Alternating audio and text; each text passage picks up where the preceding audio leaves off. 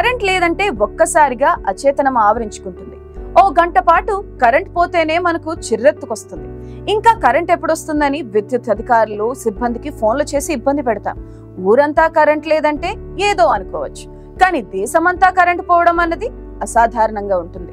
ఒక్కసారిగా బ్లాక్అవుట్ అయిపోయి గంటల కొద్దీ ఎదురు చూసినా కరెంట్ రాకపోవడం ఆ దేశ ప్రజలను అయోమయంలో పడేసింది.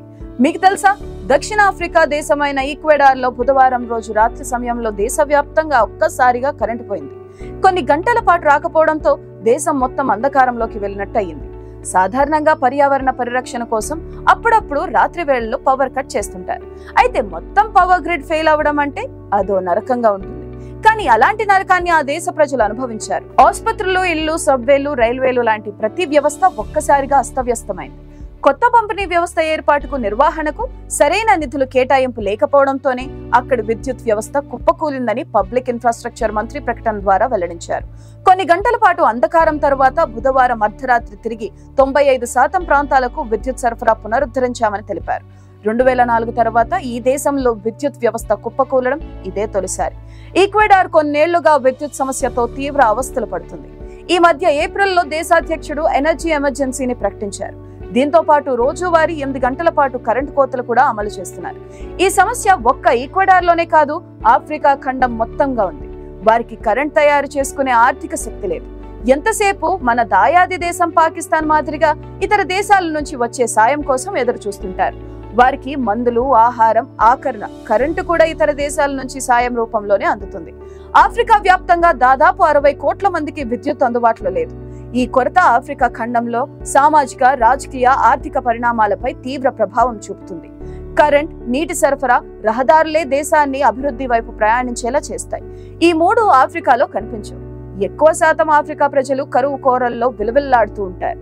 తినడానికి తిండి లేక బాధపడే దేశాలు, ఉగ్రవాదంతో చితుకుపోయిన దేశాలన్నీ ఆఫ్రికాలోనే ఉంటాయి. కానీ అక్కడ జరిగేవి బయట ప్రపంచానికి అందవు. అంతర్జాతీయ మీడియాకు ఇవేవి ఆనవు. రష్యా ఉక్రెయిన్ యుద్ధం, ఇజ్రాయెల్ గాజాపై దాళ్లను చూపించే మీడియా సొమాలియాలో ఆకలితో జరుగుతున్న వేలాది చావులు కనిపించవు. అందుకే అక్కడి సంగతులు మనకు పూర్తి స్థాయిలో తెలిసే అవకాశం లేదు. తాగడానికి నీరు, తినడానికి తిండికే కరువైన ఈ దేశాల్లో కరెంటు గురించి పట్టించుకునేవారే ఉండరు. అందుకే ఎలాగోలా ఇక్కడి ఖనిజ సంపదను కాజేయడానికి పలు సంపన్న దేశాలు కరెంటు నౌకలను పంపిస్తున్నాయి.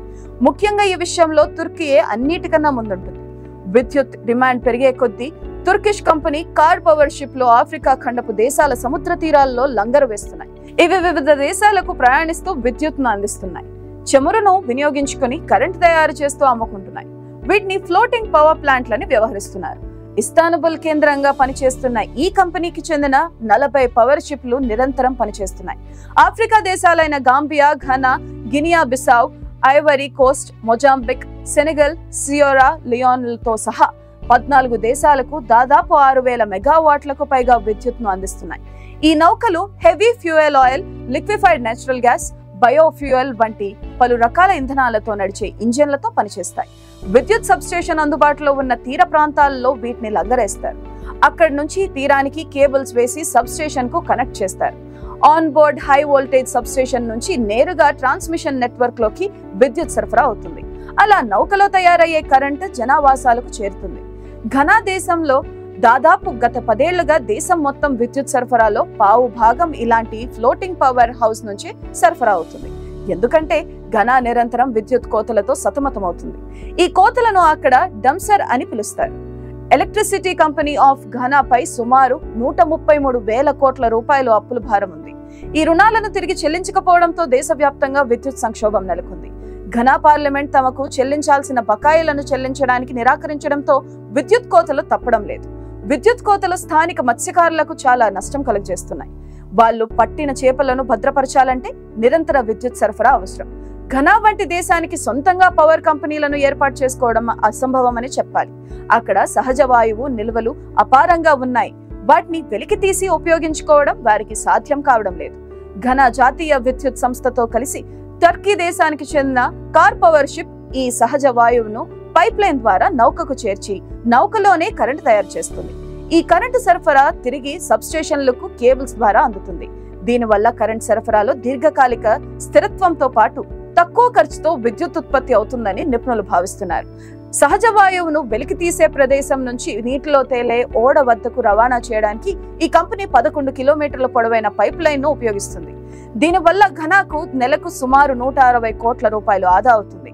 అయితే ఈ 11 కిలోమీటర్ల పైప్ లైన్ అబోజ్జే నుంచి సెకండ్ నేవల్ బేస్ వరకు ఉంది. ఇక్కడే టర్కీ పవర్ షిప్ నిలిచి ఉంది. ఇది ఒక్క ఘనాలోనే కాదు, మిగిలిన దేశాల్లోనూ ఇలాంటి వ్యవస్థలనే ఏర్పాటు చేసుకుంటున్నారు. వారి దేశాల్లోని సహజ వాయువును సరఫరా చేసేందుకు పైప్ లైన్ వంటి మౌలిక సదుపాయాలను అభివృద్ధి చేసుకుంటున్నారు.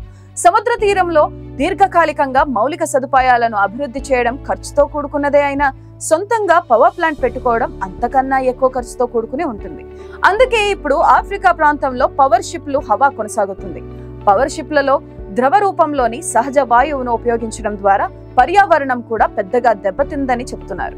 ఎందుకంటే బొగ్గును వినియోగించి కరెంటును తయారు చేసే థర్మల్ విద్యుత్ మాదిరిగా పెద్దగా కాలుష్యాలు బయటకు రావు. శిలాజ ఇంధనాలకు పరిశుభ్రమైన ప్రత్యామ్నాయంగా నిలుస్తుంది. కార్బన్ ఉద్గారాలను తగ్గించడంలోనూ తమ షిప్లు దోహదం చేస్తున్నాయని కార్ పవర్ షిప్ కంపెనీ చెబుతుంది. అయితే కార్ పవర్ షిప్ అందించే విద్యుత్ సుస్థిరమైన దీర్ఘకాలిక పరిష్కారం కాకపోవచ్చని కొంతమంది విద్యుత్ రంగ నిపుణులు హెచ్చరిస్తున్నారు. ఎందుకంటే పవర్ షిప్ ను లీజుకు తీసుకోవడం తక్షణ పరిష్కారంగానే ఉన్నా దానికి బదులుగా సదరు కంపెనీలు చాలా ఎక్కువ ప్రయోజనాలు పొందడం జరుగుతుంది. లెక్కలు వేసి చూస్తే శాశ్వత పవర్ ప్లాంట్ కంటే ఖరీదైన వ్యవహారంగా ఉంటుందని వారు చెబుతున్నారు. విద్యుత్ కొరతను ఎదుర్కొనేందుకు అప్పటికప్పుడు ఇది వారిని కాపాడిన కాలక్రమంలో తడిసి మోపెడవుతుందని హెచ్చరిస్తున్నారు. కరెంటు కోసం పవర్ షిప్లను వినియోగిస్తున్న ఆఫ్రికన్ దేశాలు సౌర, వాయు, జల విద్యుత్ లాంటి భిన్న రకాల విద్యుత్ ఉత్పత్తిపై పెట్టుబడులు పెట్టాలని సూచిస్తున్నారు. కార్ పవర్ షిప్ మాత్రం ఈ ప్రత్యామ్నాయాల కంటే తాము సరఫరా చేసే కరెంటే చౌక అని చెబుతుంది. తక్కువ ఖర్చుతో కరెంట్ సరఫరా చేస్తున్న ఈ షిప్లకు అక్కడి ప్రభుత్వాలు కోట్లలో బకాయిలు పడుతుండడం నిత్యకృత్యంగా మారింది.